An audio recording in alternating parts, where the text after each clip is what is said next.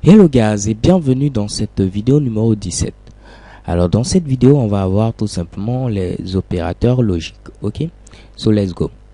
Alors ici je vais créer une variable num et je vais lui donner comme valeur, pourquoi pas ici 200. Ok, parfait.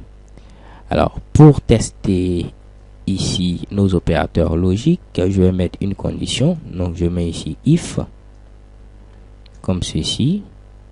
Parfait. Et je mets également ici mon bloc else. Vous devez être maintenant familier avec ici les conditions. Alors là, je vais mettre quoi? If $num est supérieur à 100.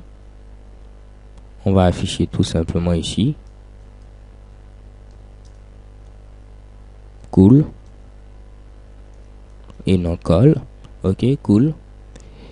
Dans le cas contraire, on va afficher ici bad pour dire mauvais. Ok, parfait. Donc ici normalement 200 est supérieur à 100, donc on doit voir apparaître ici cool. J'actualise, check et bam, je vois ici apparaître ici cool. On va faire autre chose maintenant pour tester les opérateurs logiques.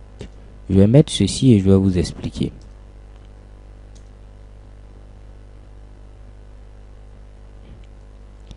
Ici normalement on doit avoir affiché ici bad. Pourquoi? Qu'est-ce qui se passe? On dit ici, si $num est supérieur à 100, donc est-ce que 200 est supérieur à 100? Oui.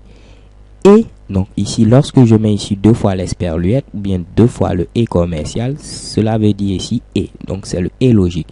Est-ce que 200 est supérieur à 100 et 200 est inférieur à 150? Faux. 200 est bel et bien supérieur à 100, mais 200 n'est pas inférieur à 150. Ce qui va faire qu'on va afficher ici bad. Ok? J'actualise. Check et bam, je vois ici apparaître ici bad. Ok, alors au lieu d'utiliser le et, on pouvait utiliser le ou qui est matérialisé ici par le pipe. Donc je mets ici do pipe. Pour afficher le pipe, c'est très simple. Vous appuyez, si vous êtes avec votre PC, vous appuyez ici alt gr et vous utilisez la touche numérique 6. Ok, donc est-ce que $num est supérieur à 100 ou $num est inférieur à 150? Cela va afficher ici cool. Pourquoi? Parce que l'une des conditions seulement doit être vraie. Est-ce que 200 est supérieur à 100? Oui, parfait. Donc on l'affiche ici cool. Ou bien est-ce que 200 est inférieur à 150? Il faut que l'une de ces deux conditions soit vraie. Puisque la première est vraie, donc on aura ici cool tout simplement.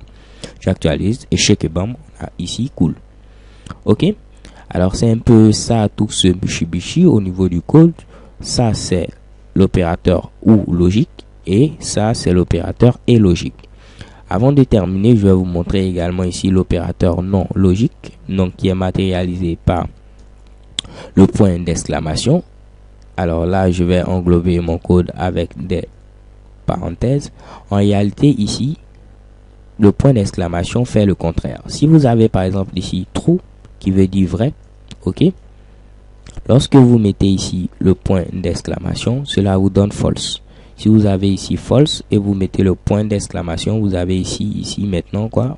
True. Ok, il vous donne simplement le contraire de ce que vous avez. Donc ici, qu'est-ce qui se passe? Est-ce que $num est supérieur à 100? 200 est bel et bien supérieur à 100. Donc on a normalement ici true. Mais lorsqu'on va mettre ici le point d'exclamation, il va transformer ça à false. Ce qui revient à dire que if false. Vu que c'est if false, jamais on ne va avoir affiché cela.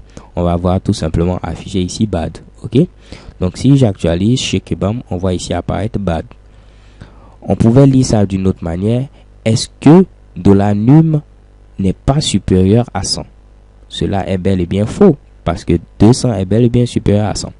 Donc à vous de voir comment vous pouvez le lire pour vous faciliter la tâche. Ok, alors les gars, c'est tout pour cette vidéo. Je vous remercie de l'avoir suivi. Surtout laissez des commentaires. Ça me permet de voir est-ce que vous me suivez, si vous comprenez les vidéos, ainsi de suite. Ok. So thank you guys for watching. Don't forget to subscribe and see you next video. XOXO.